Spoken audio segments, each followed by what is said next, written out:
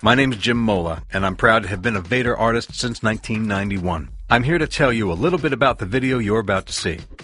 Making drumsticks goes back in the Vater family to the early 1950s in the basement of Jack's Drum Shop in Boston, Massachusetts. Now, decades later, Jack Adams' grandsons, Alan and Ron Vater, continue to produce drumsticks with the same high quality, care, and attention to detail that Jack started by hand way back then. Today, drummers like yourself from all over the world have chosen Vater sticks. Many of your favorite drummers also use Vater.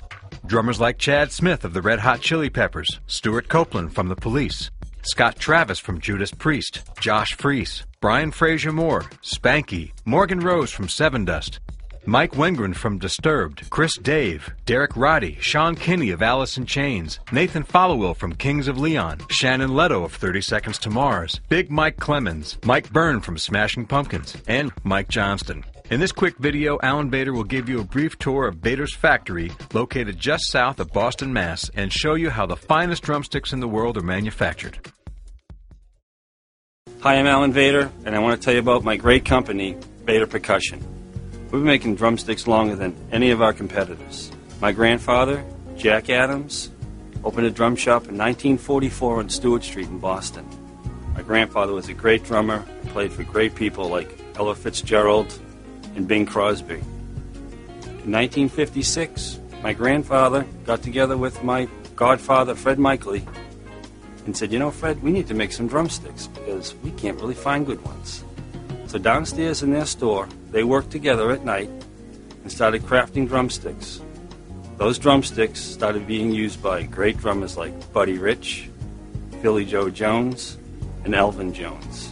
That was the start of Vater Percussion generations ago. Today, we've emulated those very steps of sanding, shaping tips, lacquering, labeling, and pairing the sticks. Today, we manufacture over 25,000 sticks a day, and we do it with the same pride as they did back then.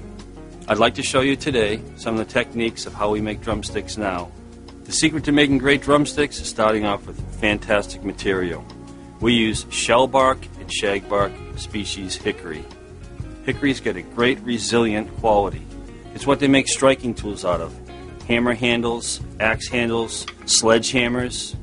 It's very hard, very strong. When you hit it, you don't get the shock in your hands. We also use sugar maple for our maple sticks. As a matter of fact, a lot of the baseball bats that are used today are made out of this sugar maple. It's got a very light feel to it in weight, but it's also very strong. One of the secrets to our material is that we dry it to a higher moisture content. We use a 10 to 12% moisture content. Some of our competitors dry it to furniture grade, which is 6 to 8%. Wood is two things. It's cellulose fiber and it's water. The more water you extract from the wood, the weaker the wood will be. The more water you leave in, the heavier the stick will be and the stronger it will be. We use exclusively to make our drumsticks back knife lathes. Back knife lathes make a really nice, clean, beautiful cut. It really emulates the hand turning of a stick that my grandfather used to do and my godfather used to do years ago. By using a back knife lathe, it takes the dowel and it shaves it into a drumstick. And this is what you turn out with. After the stick is initially turned, it needs to be sanded. We sand it in our special sanders that turn at 3,600 RPMs. It gives it a very nice finish. We use 2 grits of paper. We use 100 grit and 120 grit. 100 first, 120 second, giving you a really nice feel. Then the stick is cut. We cut off the butt end, and then we cut off the tip end. Now we have a stick that's almost completely finished being shaped. Last thing we have to do is shape the tip. And what we do is it comes down to a cradle, almost like a pencil sharpener. It gets zipped in, it gets zipped out, and then the tip is shaped. Each stick has a specific knife to make sure that the tip is molded correct to the right size. The nylon tip looks like this before the tip goes on. We have a very special machine that we developed to put these tips on. We use a mechanical and a chemical bond. The mechanical bond is making sure that there's a force fit onto the stick. The chemical bond is to make sure that the tip stays on the stick. The glue, as the tip gets put on, spreads and comes around the back and creates a lock.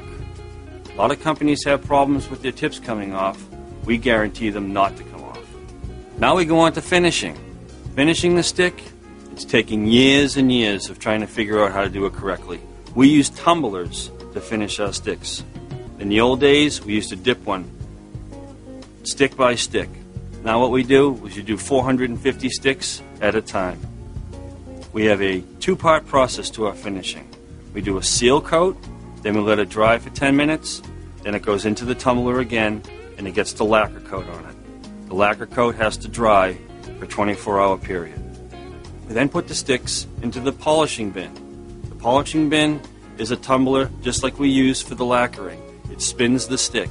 We use small birch pegs, which are made out of very soft wood. Birch is very soft, hickory is very hard. As these sticks have an action, a rubbing action on the stick, as it goes through the tumbler, it takes all the little burrs off of the stick and gives you that really nice smooth feel. The next step is to quality control the stick. We roll each stick, we roll it twice. First we roll it on bars that are 8 inches apart. What we're doing is we're taking out all the sticks that are warped or have cosmetic defects. Second step to the quality control is after the stick has been initially looked at and rolled, then I take the stick and I roll it again. And what I do is I roll it on a black surface, kind of emulating what a drummer would do in a store when he's purchasing his sticks, making sure that everything is perfect and nothing was missed during the first roll. After I've done my job, make sure that the stick is a perfect Vater stick, it's time to put the label on. Each stick has its own plate and its own label. The machine is a custom machine that prints the stick, walks the stick, and counts the stick. After the stick is labeled, it's time for pairing.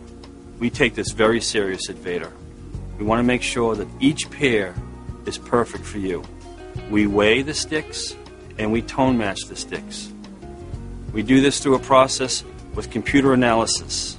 It reads the frequency of the stick and it gets matched with another stick that's exactly like it. And then after that, the sticks are matched up, shrunk wrapped into bricks of 12, barcoded correctly, and ready for the store. As you can see, we've taken the old way of making sticks and now modified the process into making over 25,000 sticks a day. We really take pride in what we do here at Vater Percussion.